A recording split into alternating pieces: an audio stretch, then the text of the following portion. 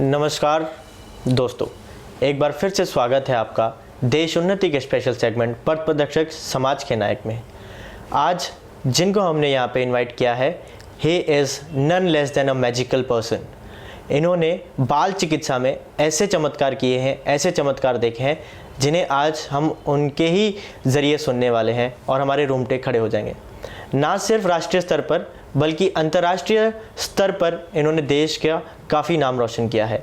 MBBS से लेके DCH, MD, FIAP और भी बहुत सारी डिग्रीज़ और भी बहुत सारे सर्टिफिकेट्स इन्होंने हासिल किए हुए हैं। आइए मिलते हैं डॉक्टर उदय बोधनकर जी से, जानते हैं उन्हीं से उनकी कहानी। नमस्कार जी। नमस्कार सर। नमस्कार, कैसे हैं सर आप? बस ठीक है एकदम जी। आप कैसे हो? बढ़िया। ठीक है जी। पहले तो बहुत बहुत थैंक यू सर, आपने हमारा इनविटेशन एक्सेप्ट किया, आप यहाँ आए। हमारे लिए बहुत सौभाग्य की बात है कि आप जैसे व्यक्ति हमारे साथ बैठे हैं और हमारा सौभाग्य है कि हम आपका पॉडकास्ट ले पाए। Actually to tell you frankly, I was associated with your Deshonnati more than 2 decades. Okay. My relation with your owner Mama Pore dates back more than 25 years. Okay, and great. I am closely associated. मैं बोलता ये मेरा honour है कि आपने बुलाया मैं सम्मान के। Thank you. तो सर, मैं जानना चाहूँगा उदय बोधनकर जी कौन है? उदय नाम जो है, उदय बोधनकर, ये मेरा सरनेम बोधन जो है वो बोधन गांव है, आंध्र प्रदेश में था उस वक्त। अभी वहाँ पर नांदेड़ के, तो वो गांव के हम इसलिए बोधनकर हो गया। और हमारे वैसे जो दादाजी थे, हमारे पिताजी, वो सब हैदराबाद आंध्र प्रदेश में पैदाशी, मेरा पैदाशी भी हैदराबाद में हुआ, आपको सरपैद होगा। I was born in Hyderabad. तो वैसा मैं डोमिसाइल हैदराबाद आंध्र प्रदेश का हूँ। वहाँ मेरे पिताजी AG ऑफिस में थे। AG ऑफिस में, अकाउंट जनरल ऑफिस में।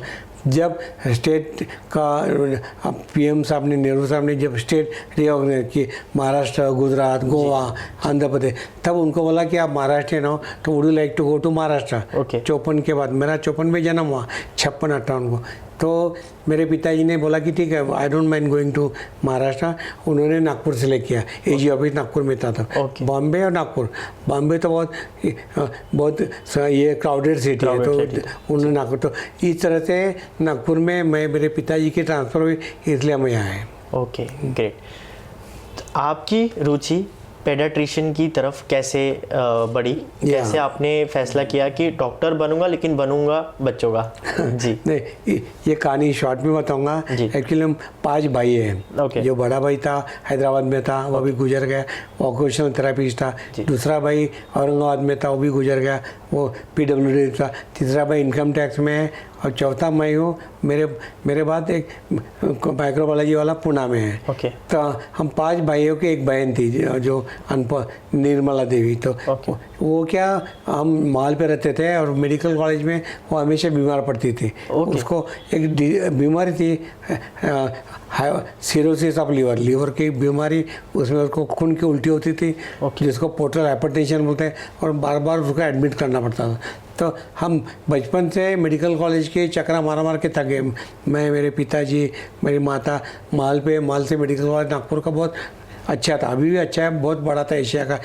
तो वहाँ पर डॉक्टर, तो मैं माल से डब्बा लेके पैदल, हमारे पास कुछ भी नहीं था, ना साइकिल थी, स्कूटर तो छोड़ी। तो माल से उसके लिए मेरा स्कूल होने के बाद लोकांची शाला में था पहले तो थी, उसके बाद सिपेंडर में था। तो मैं स्कूल होने के बाद डब्बा लेके, शाम का डब्बा या दोपहर का डब्बा देने पैदल मेडिकल में जाता था। तो वहाँ मेडिकल में मैं हर एक डॉक्टर जो वाइट अप्रॉन में जो जा रहे, नर्सेज लोग ये कर रहे, सेवा कर रहे पेशेंट की, तो तभी से मैंने ठान लिया कि मेरे को डॉक्टर तो बनना है। और मेरी बहन तब ये थी छोटी, तो बोला बच्चों का डॉक्टर या बना तो अच्छा रहेगा। तो मेरी जो ये थी वो जो ये हुई मनोकामना, वो मेरी बहन, she was responsible for my medical paediatrician. Sir, ये जर्नी में कौन से ऑब्स्टिकल्स, हर्डल्स आपको आए? कितना टाइम लगा राष्ट्रीय स्तर पे खुद को साबित करने के लिए? जितने अवार्ड्स आपको मिले हैं, आपने जितना कुछ अचीव किया है ना, वो एक जो अवार्ड जो आपको आज भी याद होगा राष्ट्रीय स्तर पे मिला है। अंतर्राष्ट्रीय स्तर पे हम बाद में आएंगे, लेकिन राष्ट्रीय स्तर तक पहुंचने की आपकी जर्नी कैसी थी, आपकी हर्डल्स कैसी थी? नहीं, सबसे बड़ी हर्डल तो मेरी बहन जो थी वो अनफॉर्चुनेटली 1972 72 में मेरे को मेडिकल में एडमिशन मिली जुलाई, और अनफॉर्चुनेटली सेम ईयर मई में वो एडमिट करना पड़ा मेडिकल में, खून की उल्टी हुई और उसमें वो बच नहीं सकी। तो that was the greatest shock to me कि मैं बोला मैं जिस बहन के लिए बनने वाला था डॉक्टर वो तो रही नहीं अभी, तो मैं डिप्रेशन में था। फिर मेरे को मैंने पेरेंट को बताया कि मेरे को मेडिकल जाना नहीं बोले, तो फिर लोगों ने समझा तेरी बहन नहीं तो बाकी बहन है, बाकी बच्चे हैं, उनके लिए तू जा। ऐसा आवा तो वेरी मच डिप्रेस कि मेरी बहन जिसके लिए जाने वो नहीं। तो ऐसा करके 1 महीना रखा, फिर बाद में मैंने ठाम लिया कि नहीं ठीक है, अपनी बहन ने दूसरे बहन के लिए अपन मेडिकल जाना। ऐसा 72 साल में हमने मेडिकल में एडमिशन लिया। मेडिकल की एडमिशन हम माल से जाते थे, पैदल कभी साइकिल पे जाते थे मेडिकल में। तो और मेडिकल में हमारा 5 साल अच्छा गया। मेरे को बच्चों का डॉक्टर होना था। नागपुर मेडिकल कॉलेज में तब बच्चों के लिए 1 या 2 सीट थी, और वो पहले 1-2 मेरिट को मिलती थी। तो मेरिट तो चांद नहीं था, मैं 10 के बाद था, मेरिट में नहीं था मैं। तो फिर ऐसे वक्त क्या करना, तो फिर मैंने बॉम्बे की ट्रेन पकड़ लिया। बोला बॉम्बे में बहुत से मेडिकल कॉलेज है, बहुत से जगह है जहाँ बच्चों के सीट मिलती है। ऐसा करके मैं बॉम्बे गया। बॉम्बे में बहुत हार्डशिप करना पड़ा, क्योंकि वहाँ पर I was treated as outsider. सबसे पहले बॉम्बे के मेडिकल कॉलेज जो है, बाद में दूसरे मेडिकल कॉलेज, बाद में आउट ऑफ बॉम्बे महाराष्ट्र, बाद में। तो फिर भी मुझे लगता है कि मैंने मेरा perseverance, dedication, devotion and mission था। तो इसलिए मैं बॉम्बे में 4-5 साल काम किया। 6 महीने में दवाखाने बदला। पहला नायर हॉस्पिटल था, उसमें डॉक्टर पई मैडम ने मेरे को बहुत अच्छा गाइड किया। बाद में कस्तूरबा इन्फेक्शन, बाद में जे हॉस्पिटल, बाद में जसलोक हॉस्पिटल, और ऐसा करके मैंने वहाँ पर डिप्लोमा इन चाइल्ड हेल्थ जो है वो एकदम मेरिट तरीके से DCH ओके। सर आपने इतनी सारी डिग्रीज अचीव किया, जैसे MBBS किया है, DCH किया है, MD किया है, और भी बहुत सारे जिनके नाम भी मुझे नहीं पता। तो उसको वक्त कैसा लगा? आज के जो पेडियाट्रिशियन बनना चाहते हैं, जो आज के युवक लोग हैं, उनके लिए आपकी क्या राय है कि स्टडी करते रहना चाहिए, या एक बार आपने MBBS क्लियर कर लिया, आपको जॉब मिल गई तो आप एक्सपीरियंस से ग्रो करें? तो एजुकेशन कितना मैटर करती है, कैसे एक्सपीरियंस रहे आपके, उनको आप कोई एडवाइस देना चाहते हैं जो आज परस्यू कर रहे हैं? एक्चुअली DCH में हो गया, बाद में मेरे को MD होना था, तो उसके लिए बॉम्बे में तो मिलना मुश्किल था। फिर मैंने तो फिर से मेडिकल कॉलेज नागपुर में वहाँ से ट्रांसफ़र लिया, JJ में था। यहाँ पर MD मेरे को मिली इन सर्विस कैंडिडेट करके। यहाँ पर MD अच्छी से डॉक्टर रावत सर थे, डॉक्टर सूर थे, देशमुख मैडम थी, उनके अंडर मैंने काम किया। बॉम्बे में जैसा डॉक्टर उदानी, मर्चेंट है, आमडेकर सर है, लोकेश्वर है, पोद्दार, इनके अंदर काम किया। तो वो एक्सपीरियंस मेरे को बहुत काम आया। बॉम्बे का 5 साल का, नागपुर में MD होके लेक्चरर था मैं। तो मुझे कहता है कि मेरी शुरुआत जो MD होने के बाद हमने यहाँ जो आप बोल रहे हैं नेशनल लेवल पे, नागपुर में उस वक्त कॉन्फर्न लेना मुश्किल था ऑल इंडिया। लेकिन मेरे में वो हुनर थी। मेरे जो दोस्त लोग हैं बोले उदय तू कर सकता है नागपुर में काम, तो हमने हिम्मत किया। और नागपुर में 92 में मैं 88 में रिज़ाइन किया मेडिकल से, 81 to 88 था। बाद में रिज़ाइन किया, प्राइवेट प्रैक्टिस चालू किया रामनाथ। और 92 में हमने सबसे बड़ी हिम्मत किया। सब मेरे दोस्त लोग थे, रावत सर थे, चोरगड़े, नीनावे, यशवंत पाटिल, हेमंत जोशी। उन्होंने बोला अपन नागपुर में कॉन्फर्न लेंगे। और नागपुर में तब 5 स्टार होटल नहीं थे, कुछ भी नहीं था, मतलब मोबाइल नहीं, ईमेल नहीं, जीमेल नहीं, कंप्यूटर नहीं, इवेंट मैनेजमेंट था। तो हमने किया। और बॉम्बे के जो बड़े बड़े डॉक्टर थे उनके मीटिंग में बोले उदय तू ले रहा हूँगा तो हम we know you are capability. तो मेरे को 92 में नागपुर में पहली national conference period, national all India फिर बच्चों के लोगों की हो गई। और वो इतनी सक्सेसफुल हुए, 2,500 से 3,000 पीडियाट्रिशियन है ऑल इंडिया से, बाहर से। और उसमें ऑनरेबल मुख्यमंत्री उस वक्त नाइक साहब थे, सुधाकर नाइक, वो आए। और उस वक्त हमारे कॉन्टैक्ट के थ्रू मेरे good officer father in law, हमने सुनील दत्त जी को बुलाया था, वो भी आए थे। तो उस वक्त हमने ऑरेंजेस 3-4 दिन इतने बांटे कि लोगों को पागल हो गए। तो लोगों को 92 की कॉन्फ्रेंस अभी भी याद करते, बोले तेरी कॉन्फ्रेंस जैसे हुई नहीं। हमने इवेंट मैनेजर कोई नहीं था, हम लोग खुद ही लोग, मेरा विनोद गांधी, डॉक्टर मिश्रा, बाकी लोग थे, सभी ने मेहनत किया। और हमारी कॉन्फ्रेंस सबसे अच्छी हुई आज तक केस में। ऐसा करके तो I was known all India because of this conference. और बाद में मेरे को लोगों ने बोला नहीं तो अभी ऑल इंडिया पेशेंट के लिए बोला ऑल इंडिया पेशेंट तो 70 साल के बाद, मैं मेरी उम्र 36 थी। ओके नहीं बोले, नहीं बोले फॉर्म भर दे। तो लोगों ने ज़बरदस्ती करके मेरे मिसेस को बोला अरे उसको अपन डाल देते, बोला लोग पागल बोलेंगे, ऑल इंडिया पेशेंट 65-70 साल का। तो ज़बरदस्ती से मेरे को फॉर्म भर लिया, डाल दिया हमने। और हमारी कॉन्फ्रेंस इतनी अच्छी हुई थी कि ऑल इंडिया लोगों ने मेरे को चुन के दिया। वाह। तो I was the youngest all India patient of paediatric in the world at the age of 38। और मैंने 40 में 94 में फिर मैंने मेरा समारंभ हुआ जिसमें मैंने टेक ओवर किया। मेहरबान सिंह सर जो world famous all India institute के डायरेक्टर थे, वो 93 में थे। उनके बाद मैं बहुत छोटा आदमी मेहरबान सिंह पर उनसे मैंने लिया। और दिल्ली में तालकोटरा स्टेडियम में 4,500-5,000 वर्ल्ड के डॉक्टर हैं, उनके सामने हमारा कॉन्फ्रेंस हुआ।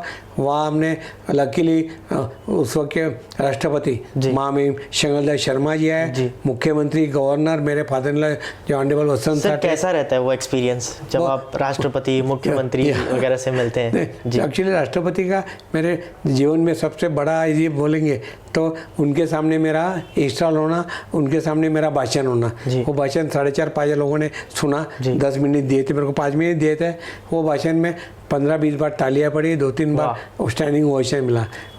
उसको वर्ल्ड प्रेसिडेंट भी था, एशियन प्रेसिडेंट भी था और मैं भी था इंडियन। तो ये बहुत I think that was one of the golden moment of my life where I can say. Great. तो सर मैं ये जानना चाहूँगा, अभी थोड़ा सा आपकी जर्नी से थोड़ा सा हम एजुकेशन की तरफ आते हैं। आज अगर हम कोई बच्चे की सेहत को लेके अगर हम कोई हॉस्पिटल में जाते हैं तो बहुत सुनने मिलता है कि इसको एडमिट कर दो, इसका ऑपरेशन हो जाएगा, सर्जरी हो जाएगी, ऐसा करवाओ वैसा करवाओ, इन्फेक्शन हो जाएगा, ये करना ज़रूरी। तो एक अच्छे डॉक्टर के साइंस क्या है कि हम कैसे समझे कि ये बच्चों का अच्छा डॉक्टर है? क्योंकि आजकल के माँ बाप बच्चों की सेहत को लेके काफ़ी ज़्यादा चिंतित रहते हैं, काफ़ी ज़्यादा सिक्योर मतलब इनसिक्योर हो गए कि यार कहाँ अच्छा डॉक्टर मिलेगा, कौन से हॉस्पिटल जाए। तो हमको कैसे पता करें कि ये डॉक्टर अच्छा है, ये अच्छी सलाह दे?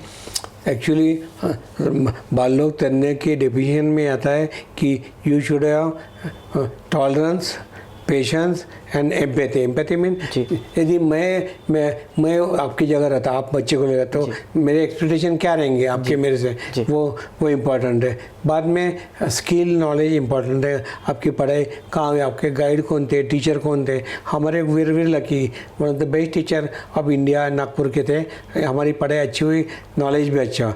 बेड साइड क्लिनिशियन जो बोलते कि सिर्फ स्टेतो और बच्चा आते हो, जैसा बच्चा माँ के साथ आया तो यही से हम देखते हैं कि उसको सर्दी खांसी हाफ रहा तो उसको डेफिनेटली रेस्पिरेटरी प्रॉब्लम है, वो उल्टी कर रहा है, डायरिया तो डायरिया रेस्पिरेटरी प्रॉब्लम। तो एक्चुअली सच्चा जो डॉक्टर कोई भी रहेगा वो डॉक्टर है जो कम से कम अच्छा रोग निदान करें, कम से कम दवाई लिए और ज़्यादा काउंसलिंग करें।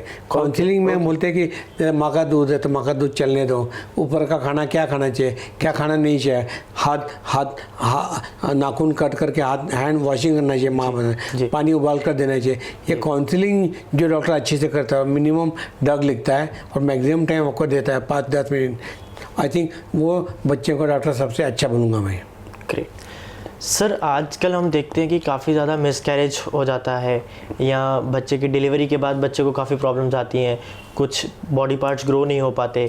तो एक एडवाइस या आपसे कुछ नॉलेज मैं चाहूँगा कि आप दें कि जब वॉर्म में एक बच्चा होता है तो उसको किस तरह से कैरी करना है, बाहर आने के बाद पहली चीज़ें 1 महीने तक 2 महीने तक हमको कौन सी चीज़ें फॉलो करनी चाहिए, वो मैं आपसे जानना चाहूँगा। एक्चुअली बहुत अच्छा क्वेश्चन पूछा सर अहमद आपने कि जब वैसा पीडियाट्रिशियन का रोल जब बच्चा पेट में तब से चालू होता है, उसको पेरीनेटल बोलते हैं फॉरेन में अलग, हमारी डिग्री में। और एक जैसे कि जो प्रेगनेंसी में वो मदर को कौन सी दवा देना, कौन सी दवा नहीं देना, उसकी परवरिश कैसा करना, पेट में बच्चा बराबर हो रहा कि नहीं, उसका ब्रेन का ग्रोथ हो रहा कि नहीं, इसके लिए गायनेकोलॉजिस्ट जो है यानी स्त्री रोग तज्ञ और बाल रोग तज्ञ दोनों का ये रहता है उसमें। तो ऐसे वक्त मैं बोलूँगा कि लोगों मदर के लिए हमारा एडवाइस रहता है कि कोई भी मदर जो रही उसने 4 चीज़ें, एक तो जैसे पहली माहवारी उसकी मिस होती है MC, तो इसका मतलब हो गया शादी के बाद कि शायद शी माइट बी प्रेग्नेंट। तो ऐसे वक्त जो भी डॉक्टर बाजू में अच्छे डॉक्टर उनकी तरफ जाना चाहिए और चेकिंग में चेकिंग में उनका ब्लड प्रेशर, हेमोग्लोबिन, यूरिन ये चेक होना चाहिए, ब्लड शुगर और ब्लड ग्रुप। तो ये यदि हर एक मदर ने अभी आपको अच्छा लगेगा कि गवर्नमेंट ऑफ इंडिया ने, भारत सरकार ने हमारा सब जगह फैसिलिटी अवेलेबल किया है। प्राइमरी हेल्थ सेंटर हो, खेड़े क्या विलेजेस रहो, सब तरफ डॉक्टर्स हैं और फैसिलिटी है। तो वहाँ जाके उन्होंने रजिस्टर करना चाहिए मेनली। पहले ज़माने में घर में डिलीवरी होती थी दाई से, तो उसमें क्या होता था कि इन्फेक्शन का रेट ज़्यादा था, बच्चा यदि गुदमर रहा तो ऑक्सीजन नहीं मिलता था, उसको डैमेज होता था। तो आजकल मैं बोलूँगा सब महिलाएं जीतते हैं, उन्होंने पहली डिलीवरी या सेकंड वो सब नज़दीक के दवाखाने में करना चाहिए, गवर्नमेंट का या प्राइवेट जो है, नंबर 1।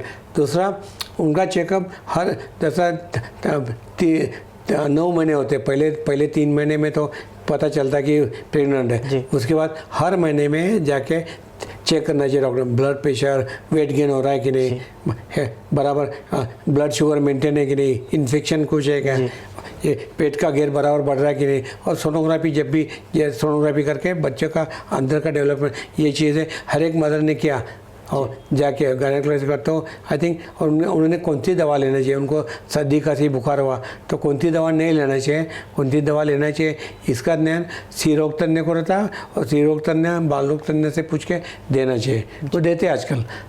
यदि ऐसा किया तो जो बच्चे आप बोल रहे हैं कि कम वजन के होते हैं जी, वो इस वजह से होता है कि ब्लड टॉक्सिक में ब्लड प्रेशर बढ़ता है कभी कभी एकदम से, या ब्लड को इनकॉम्पेटिबिलिटी रहती है, या मदर को इन्फेक्शन होता है, तो उसका प्रीमेच्योर बेबी बोलते हैं 7वें 8वें महीने में। वो बच्चा कम वजन का होता है और 8 महीने के पहले पैदा होता है, तो उसके लिए फिर उसको अलग से रूम में रखना पड़ता है, या इन्फेक्शन नहीं होता, वो प्रीमेच्योर बेबी। दूसरा आपने बोला डिफॉर्मिटी का ऐसा है कि मदर ने, या if she is not expose to radiation ज़्यादा, दूसरा स्मोकिंग, तो आजकल कोई मुकला करते हैं, स्मोकिंग नहीं करना चाहिए, अल्कोहल नहीं लेना चाहिए, पान तंबाकू टोबैको नहीं लेना चाहिए। बहुत से तायु लगेगा, बहुत से विलेजेस जो गोंद है वो साइड में मदर लोग अभी भी टोबैको खाते, पान खाते, ये सब नहीं करना चाहिए, जिसकी वजह से, और ऐसी दवा नहीं लेनी चाहिए जो दवा से बच्चों के ऊपर इफेक्ट होता है। तो कोई भी दवा डॉक्टर को बिना पूछे लेना चाहिए।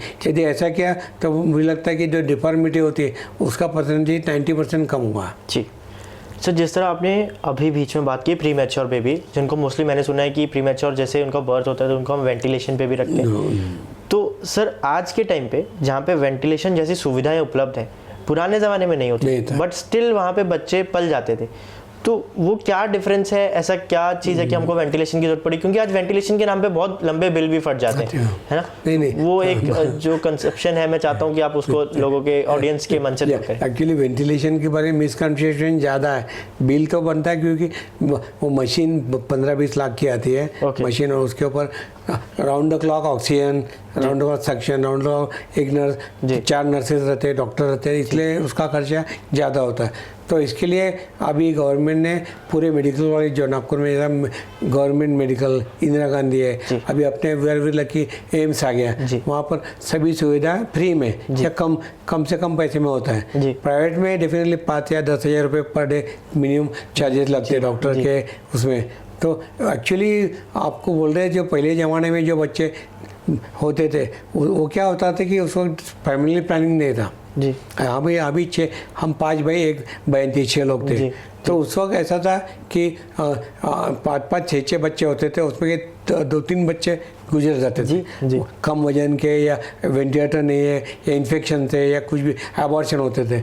आजकल 1 या 2 बच्चे बस। तो इसमें you have to be very careful. आपका एक ही बच्चा होने वाला, तो उसको परवरिश कैसा करेंगे उसको। तो इसलिए यदि बच्चा प्रीमेच्योर पैदा हो, उसको सांस लेने में तकलीफ है, तो उसको वेंटिलेटर में डालने की ज़रूरत है।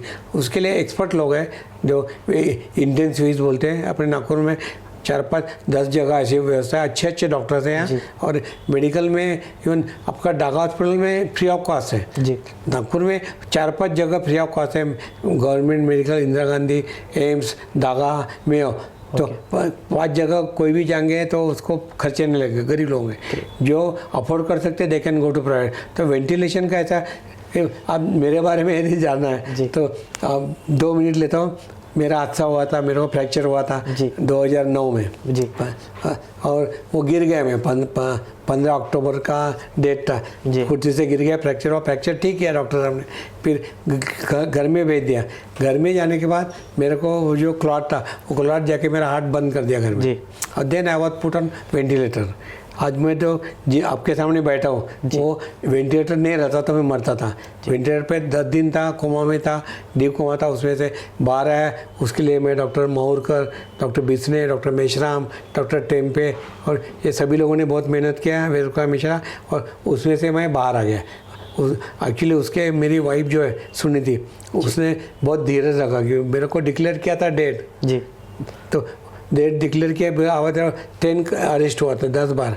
आवाज डिक्लेयर डेट एट 1 AM 5 अक्टूबर 2009 के ब्लैक नाइट में बोलता हूँ उस दिन के बाद। तो मेरी मिसेस सुनी थी, मेरा लड़का निखिल, लड़की प्रियंका और मेरे भाई बहन सभी लोगों ने बहुत प्रेयर किया और डॉक्टर लोगों ने मेहनत किया और हिम्मत नहीं हो रही, तो इसलिए शायद वो उसमें से मैं बाहर आया। और मैं चाहूँगा कि उसी के ऊपर मैंने एक किताब लिखा है कि अंधेरे से उजाला तक, तिमिरा ने अंधेरा जी, और उदय मतलब मेरा नाम है, उजाला। तो ये किताब मैंने मेरा एक्सपीरियंस जो है नियर डेथ टू लाइफ, ये किताब जरूर पढ़ेंगे। ये किताब में पूरी कहानी लिखी है, एडवाइस लिखा है क्या क्या हुआ था और हर एक के लिए कौन सा डॉक्टर अपॉइंट करना, मैं और जो डॉक्टर लोगों ने मेरे को बचाया सबका फोटोग्राफ जी। सर जैसे कि अभी हमने कुछ देर पहले बात की कि क्या प्रिकॉशंस एक लेडी को लेनी चाहिए जब वो प्रेग्नेंट होती है, अब मैं पूछना चाहूँगा आपसे कौन सी गलतियाँ माँ बाप करते हैं जब बच्चे छोटे होते हैं, क्योंकि वो अनजाने में गलतियां कर देते हैं और उन्हें बताने वाला कोई नहीं होता है, वो समझते हैं कि नेचुरली हो रही है। तो ऐसी कौन सी गलतियां जो माँ बाप कर देते हैं वो आप अगर यहाँ बता। बहुत अच्छा क्वेश्चन पूछा है संजीत साहब आपने कि मैंने प्रेगनेंसी में बताया क्या करना चाहिए, क्या करना है। उसके बाद जब बच्चा पैदा होता है सबसे पहला हम मदर को एडवाइस करते हैं कि ब्रेस्ट फीडिंग, माँ का दूध सबसे बेस्ट है। वो लोग क्या करते हैं, माँ का दूध देते हैं और बॉटल लाते हैं, तो बॉटल बिल्कुल देना नहीं, हम बॉटल को बेबी किलर बोलते हैं। यू मीन टू से कि डायरेक्ट ब्रेस्ट फीडिंग बिल्कुल सिजरिन रहे या नॉर्मल, हम आधे 1 घंटे के अंदर बेबी को लेके ब्रेस्ट पे लगाते हैं, उसको बेबी क्रॉल बोलते हैं। वो लगा के बेबी चूसना चालू करती है, कितना भी शिप कम वजन का रहे, 1.5 किलो का, तो थोड़ा चूसना नहीं। बाकी सब बच्चे जो है normal weight they can be put on the breast, थोड़ा चूसने के लिए दोनों तरफ 1 घंटे के अंदर, उसको बोलते हैं ब्रेस्ट फीडिंग।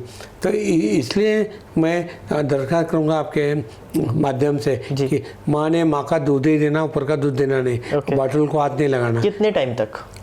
माँ का दूध हम सिर्फ माँ का दूध 6 महीने तक देते हैं। 6 महीने के बाद माँ का दूध चालू रखते हैं 2 साल तक, और 6 महीने के बाद पूरक आहार बोलते हैं, कॉम्प्लीमेंट्री फीडिंग, सप्लीमेंट्री, राइस, दाल, खिचड़ी, जो थोड़ा सेमी मुताबिक 6 महीने के बाद थोड़ा थोड़ा दाल का पानी, खिचड़ी वगैरह बच्चे को देना शुरू। दाल का पानी देने से ये दाल खिचड़ी पानी देंगे तो कुपोषण होगा। अच्छा पूछा आपने। हम बोलते दाल खिचड़ी, पतला उपमा, व्हीट सूप, ये सब 3-4 बार माँ का दूध चालू रखना, बंद नहीं करना। उसके अलावा ये दिया तो बच्चों को कुपोषण नहीं होगा। तो पहली जो गलती करते हैं वो बॉटल लगाते हैं, ऊपर का दूध। नंबर 2 बोलूँगा कि वो दूध ही देते रहते हैं, फिर कॉम्प्लीमेंट्री सप्लीमेंट्री फीड देते नहीं, कॉम्प्लीमेंट्री जो मैंने बोला राइस दाल की वो देते तो पतला देते, तो चावल का मार, दाल का पानी, उससे कुपोषित होते हैं। ये तीसरी गलती करते हैं वो कि उसको मोबाइल देते हैं। जी 6 महीने के बच्चों को आज के टाइम पे बहुत ज़्यादा स्क्रीन्स, बहुत ज़्यादा एक्चुअली मोबाइल स्क्रीन का मैं बोलूँगा आपके माध्यम से सब पेरेंट को ये करूँगा विनती कि मोबाइल बच्चों को 3 साल तक देना नहीं। जी हमारे एकेडमी जो है भारतीय बाल तज्ञ संगठन, उसने क्लियर कट लिखा है 2 से 3 साल तक no mobile, no screen, mobile नहीं, टीवी नहीं, गाना सुन सकता है, म्यूजिक लगा सकते हैं, लेकिन मोबाइल नहीं देना। मोबाइल जो भी बच्चा देता उसको वर्चुअल ऑटिज्म बोलते हैं। आजकल देखेंगे बच्चे जी आपने आवाज़ दिया तो लगता है कि वो सुन रहा कि नहीं, वो ऑटिज्म में जाता, जो वो स्वमग्न बच्चे बोलते हैं। तो आजकल वर्चुअल ऑटिज्म जो बोलते हैं उसका परिणाम अभी 10 to 20% बढ़ गया, पहले 1% था। ओनली बिकॉज स्क्रीन की तरफ भी देखता, बैठे रहते हो आप, आवाज़ तो मोबाइल देना नहीं, बिल्कुल देना नहीं। आदत लगाना नहीं। तीसरी चीज़ मैं बोलता हूँ कि हम 1 साल तक बच्चों को मीठा शक्कर देते नहीं और नमक नहीं देते, क्योंकि उसको आदत नहीं लाना चाहिए। शक्कर देंगे तो हमेशा वो मीठी चीज़ खाएंगा और गड़बड़ होगा, दांत खराब होंगे। नमक भी अवॉइड करते, ब्लड प्रेशर है होना नहीं चाहिए। ये चीज़ खेलना चाहिए। इसके अलावा मैं बोलूँगा कि उनका इम्यूनाइजेशन जो है, इलाजीकरण, वो आजकल यू विल बी सरप्राइज कि पूरे गवर्नमेंट हॉस्पिटल में सब तरफ जो 20-20 हज़ार रुपये के इंजेक्शन आते हैं वो सब फ्री ऑफ कॉस्ट अवेलेबल है। ओके। पहले ज़माने में कैसा था, 3-4-5 साल पहले प्राइवेट में महंगे इंजेक्शन मिलते थे, गवर्नमेंट में नहीं मिलते थे। अभी ये गवर्नमेंट ने जो आई गवर्नमेंट, उन्होंने सब इंजेक्शन अवेलेबल किया, all medical college, primary centre, sub centre. तो उन्होंने जाके वहाँ पर तुरंत BCG, पोलियो, ट्रिपल जो तकता रहता है उसके मुताबिक करना चाहिए। और इसके अलावा उसकी परवरिश करते वक्त उसको अपने संस्कार जो है, हिंदू, मुस्लिम, सिख, बुद्धिस्ट है जो भी है, अपने संस्कार जो है उसका यह करना, कथन करना, उसकी पूजा करना। वो अब 1 साल का बच्चा, तभी से आप उसमें संस्कार डालेंगे तो वो संस्कार वो बच्चे को अच्छा आदमी अच्छा लड़का, अच्छा नागरिक होने में मदद करेंगे। ये चीज़ मैं बोलूँगा। जी, जिस तरह सर आपके हमारी पूरे वार्तालाप में आपने भारत के कई सारे दवाखाना की आपने स्थिति बताई, इंजेक्शन्स बताए, मशीन्स बताई, वेंटिलेशन का आपने समझाया। अब आप अंतर्राष्ट्रीय स्तर पे भी आपका काफ़ी ऊंचा दायरा है ना। मैं तो शायद वो अवार्ड्स, वो डिग्रीज के नाम भी याद ना रख पाऊँ जिस मंच पे आप पहुंच चुके। मैं जानना चाहूँगा भारत के अस्पताल, भारत की चिकित्सा, बाल चिकित्सा और अंतर्राष्ट्रीय स्तर की बाल चिकित्सा में कितना डिफरेंस है, कितना एडवांसमेंट वहाँ पे है, हम कितना पीछे हैं, वो मैं आपसे जानना चाहूँगा। एक्चुअली अच्छा क्वेश्चन पूछा आपने। जब 15 साल पहले मैं मेरा फेलोशिप अमेरिका में किया 85 में, 2 महीना में डॉक्टर विद्यासागर जो वर्ल्ड फेमस है उन्होंने हमको बुलाया। हम 25 लोग थे इंडिया से, बड़े बड़े लोग थे, और वहाँ गए। वहाँ जब देखा हमने और नागपुर मेडिकल कॉलेज का देखा, तब बहुत तफावत थी 85 में। 81 तब ऑल इंडिया इंस्टीट्यूट जो दिल्ली का है, PGI चंडीगढ़ है, ऐसे 10-15 जो ना इंडिया के माने मेडिकल, उसमें वो सुविधा थी जो हमने अमेरिका में देखे। लेकिन बाकी जगह जैसा नागपुर हो गया, औरंगाबाद हो गया, पुणे, उसमें नहीं थी। तो उस वक्त हमको बहुत लगा कि हमने वहाँ सीखा कैसे करना। पल्स ऑक्सीमीटर पहले टाइम वहाँ से लाए, जैसा ये लगा कि आपको पल्स दिखता है, ऑक्सीजन कितना है। वो तब 85 में जब गया तब पहला मेरे को दिया था विद्यासागर नागपुर में लाके। तो यदि आप अभी बोलेंगे, बाद में मैं 5-6 बार अमेरिका अभी भी गया था, अमेरिका, जापान गया था, ऑस्ट्रेलिया, न्यूजीलैंड गया, UK गया। यदि आप अभी बोलेंगे 15 साल में, 2015 से अभी तक, तो अभी मैं गर्व से कह सकता हूँ कि हमारी जो स्थिति अभी मेडिकल और नागपुर में या इंदिरा गांधी में या एम्स नागपुर में, वो एट पर नहीं तो भी it has come near to system which America, UK is having. Great. तो we are very happy, lucky that such system is available free of cost. You will be surprise. ये जो ventilator बोल रहे हैं 10,000 का वहाँ पर वेंटिलेटर पर डे का कॉस्ट 4 से 5 लाख रुपए। मैं बस ये कहना चाहूँगा कि जो एक दुनिया में फैला हुआ कि हिंदुस्तान, भारत का मेडिकल बहुत सस्ता और अच्छा है, वो बात सिद्ध होती है। सिद्ध होती बिल्कुल सिद्ध होती है। इसमें तो मैं बाद में बताऊँगा आपको, मेरा खुद का एक्सपीरियंस। बहुत ही हॉरिबल सिचुएशन है अमेरिका में, न्यूजीलैंड में, ऑस्ट्रेलिया में, UK में। You need 3 to 6 months for taking x-ray. Appointment x-ray के लिए 6 महीने। वहाँ के डॉक्टर लोग, वहाँ डॉक्टर था लंदन में जो मेरा दोस्त था, 40 साल से वहाँ रहता है, MRCP। उसको बोला तू खास रहा, तू एक्सरे कर ले। बोले एक्सरे की अपॉइंटमेंट 6 महीने के बाद, CT स्कैन की अपॉइंटमेंट 9 महीने के बाद। बाप रे। डॉक्टर, खुद के डॉक्टर लंदन में। तो आई थिंक जो बाहर से दिखता वैसा नहीं रहता, अपने को लगता है वो सुहाना है। अपना India is quite better, very nice medical system wise. We are very lucky, we can get anything done at lowest cost और free of cost at any time. Sir आपके पास ना इतना नॉलेज है, इतना एक्सपीरियंस है कि ये पॉडकास्ट 1-2 घंटे का पॉडकास्ट कम पड़ जाएगा। तो थोड़ा सम अप करते हैं चीज़ों को। अभी आपने इतनी ज़िंदगी, इतने एक्सपीरियंस, इतने लोगों से मिल चुके हो, इतना अचीवमेंट आप कर चुके हो, आगे का क्या प्लान है? नहीं देखो, मैं बोलूँगा आदमी ने, I am very contented person.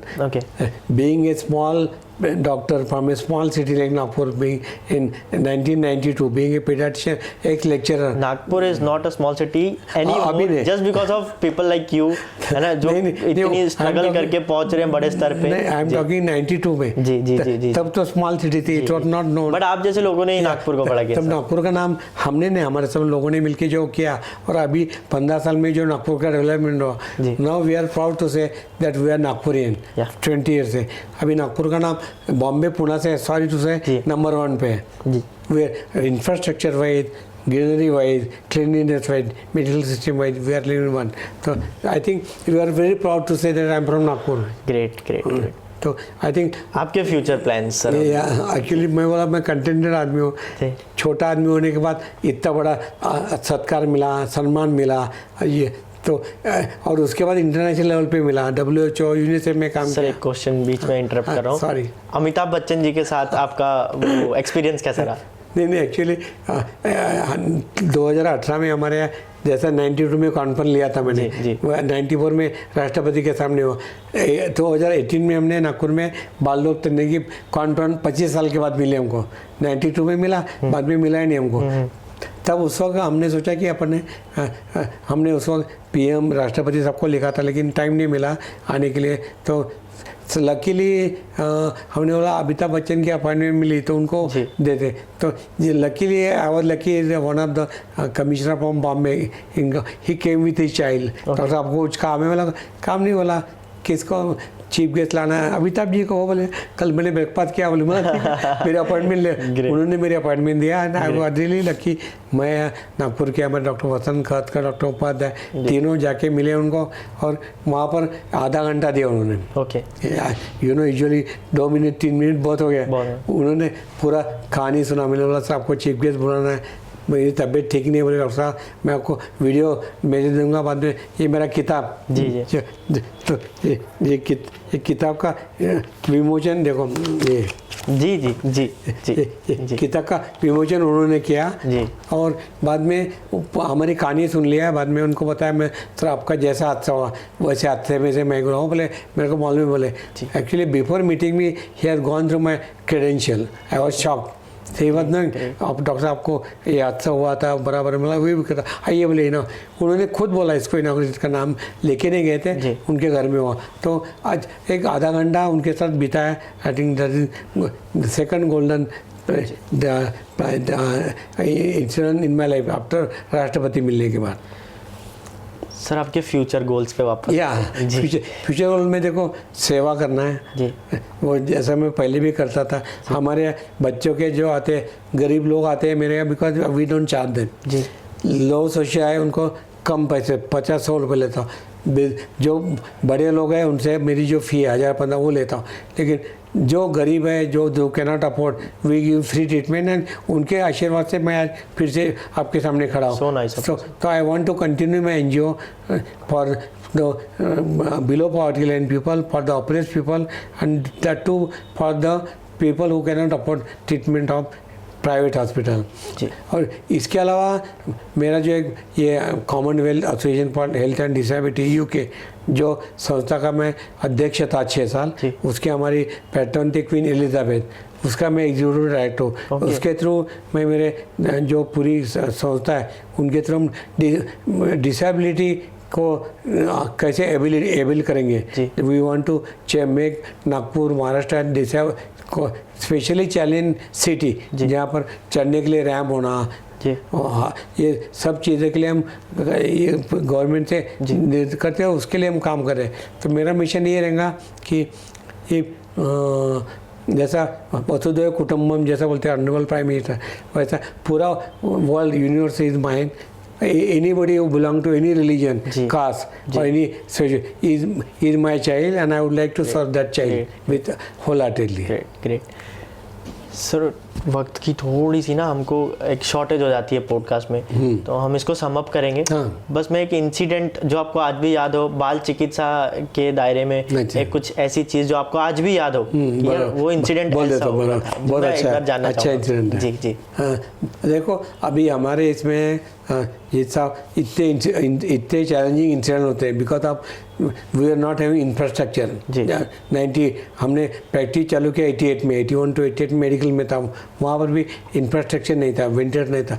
जब मैंने चालू किया प्रैक्टिस तब एक बच्चा हमारे पास सिवनी से आया था, वो बच्चे को रेस्पिरेटरी फेल्योर था जी। तो हमारे यहाँ था 6 महीने का था, तब मैंने सिम्स में से डॉक्टर बिरवई सर थे बहुत फेमस, वो आए साइकिल पे, बोले Uday this child will not survive, he needs ventilator. तो बोला सर क्या करूँ, अपने यहाँ तो नागपुर में ही नहीं। तो बोले बॉम्बे भेज दे। तो वो पेरेंट को बोला देखो इसको वैसे तो बच्चा बचने वाला नहीं है, आर यू रेडी कि इसको, वो देवर वेल अप, बोले सर हम बॉम्बे लेके जाएंगे, आपके साथ डॉक्टर भेज दो। तो मैंने एयरपोर्ट पे फ़ोन किया, यहाँ मेरा डॉक्टर एमडी था, उसको जैन, उसको तेरे को जाना पड़ेगा। बोले सर कुछ हो गया बीच में, मैं उनको बोला ये बच्चा बचने के चांसेस 1% है, जाने के चांसेस 99। तो बोले ठीक है। तो हमने रात में बच्चे को, उसको वेंटिलेटर नहीं था, एम्बुलेंस बैग था, फूस फूस करते करते उसका ऑक्सीजन सिलेंडर को लगा के ऐसा करते करते हम दवाखाने रामदास पेट से एयरपोर्ट लेके गया। 8-9 बजे प्लेन के अंदर बिठा दिया उसको, बच्चे को। मेरा जो असिस्टेंट एमडी था उसको बोला तो कर, उसके बाद सब इंजेक्शन दे दिया, डेक्स्ट्रोज, लैसिक, डिगॉक्सिन, एट्रोपिन, जो लाइफ सिंग पूरा भर के रखा। सर्टिफिकेट भी दे दिया मैंने, बोलना नहीं चाहिए, बोला कुछ हो गया तो सर्टिफिकेट भर देना है, समझो बच्चा गया तो अपन क्या कर सकते हैं। पेरेंट बोले don't worry we are ready. तो ये बच्चा 9 बजे यहाँ से निकला रात में, मैं वहाँ पर फ़ोन किया, वहाँ पर मोबाइल नहीं था, बॉम्बे एयरपोर्ट पे मेरे कांटेक्ट थे, उनको बोला ऐसा बच्चा आ रहा सर, ये आया लाइव आया तो उसको वहाँ पर लेके जाना, डॉक्टर आमडेकर सर है वो बेस्ट पिलर उनके पास। तो लकीली 1-2 घंटा वो सर्वाइव वो फुल एम्बुलेंस बाग से करते करते लेके गया, वहाँ गया एयरपोर्ट पे, बोला लाइव बच्चा जिंदा हो, बोले जिंदा, बोला गॉड पे उसको जल्दी लेके जाओ, बोला जल्दी। वो अंधेरी से एयरपोर्ट से जसलोक हॉस्पिटल कहाँ पर है, पर कब अपने कौन था warden road and Haji Ali के पास, वो 1-1.5 घंटा बोला। तो उन्होंने एम्बुलेंस लाया था, उसमें था वेंटिलेटर, उसमें रखा, लेके गए। रात के 12-1 बजे पहुँचने था 19 फ्लोर पे ICU था, NICU, वहाँ रखे बच्चे को, बोला चलो। तो फिर सर को मैंने फ़ोन किया, आमडेकर सर को, सर वो बच्चा बोले हो, बोले उधर आया, बोले होप ने, बोला ठीक है, बोले तो आपकी तरफ तो जिंदा है, बोला हाँ, बोले तायू बोलते रहे, तूने कैसा, बोला सर पेरेंट को जाता, पेरेंट ने बोला हम तैयार है, मैंने हिम्मत किया। वो वहाँ वेंटिलेटर पर रहा, 8-10 दिन रहा, ठीक हुआ। अभी वो हर एक बर्थडे के लिए मेरे को आता है, 25 साल का, 30 साल, और उसके ऊपर वो कहानी है बाल आणि विमान, चाइल्ड एंड एरोप्लेन, उसमें मेरा इंटरव्यू था, टाइम्स ऑफ इंडिया में आया था उस वक्त की। डॉक्टर ने कैसी, मतलब मैं नाम जानना चाहूँगा सर, मैं उनका नाम जानना चाहूँगा। तो उनका नाम सिंचा सिवनी का है, सिंचा था, उनका बच्चा था, और वो उन्होंने हिम्मत किया करके वो गया, वो बच्चे का नाम याद नहीं आ रहा मेरे को, वो आता है, उसका नाम भी दूंगा मैं, वो अभी बहुत बड़ा हो गया, 25-30 साल का होगा। ग्रेट। तो ये इंसिडेंट मेरे लाइफ में, बोला where there is a will देव तारी तला कौन मारी, ऐसा बोला है का। तो there is a will there is a way, don't have will then you can not succeed. तो इसीलिए मैं भी खड़ा हुआ फ्रॉम 0 to हीरो, और लोगों को भी ऐसे करता हूँ, हिम्मत देता हूँ, हिम्मत रहे तो सब कुछ पॉसिबल है। सर बहुत ही शानदार पॉडकास्ट था, आपसे आपके साथ बैठ के एक बाल चिकित्सा में, पीडियाट्रिशियन में क्या क्या चीज़ें करनी चाहिए, क्या क्या चीज़ें नहीं करनी चाहिए, एक अच्छे डॉक्टर्स के साइंस क्या है, कैसे आपने डिफ़िकल्टीज़ को आप उससे निकले, कैसे इंसिडेंट आपने फेस किए, एक मिरेकल से कम नहीं है जो आपने हमको किस्सा सुनाया आपकी लाइफ का। तो बहुत ही शानदार ये पॉडकास्ट रहा, बट फिर भी बहुत सारी बातें छूट जाती हैं। अभी आपकी एजुकेशन के बारे में आपने बीच में कभी हौसले टूट जाते हैं एजुकेशन को लेके, है ना, तो वो सब मैं चाहूँगा कि आप एक बार फिर से मुझे टाइम दें, हम फिर से बैठेंगे जहाँ पे स्पेसिफिकली सिर्फ आपके एजुकेशन के बारे में बात करेंगे, जहाँ पे युवाओं को कैसे पढ़ना चाहिए आज के टाइम पे, कैसे इंटर्नशिप करनी चाहिए, कैसे एक अच्छा पेडियाट्रिशियन बन सकते हो आप, उसके बारे में डिस्कस करेंगे। तो आज की मुलाकात आपके साथ बहुत बहुत सौभाग्य है हमारा कि आपका टाइम मिला, बहुत अच्छी थी आपके साथ मुलाकात। फिर मिलेंगे सर, धन्यवाद। फिर मिलेंगे सर, धन्यवाद।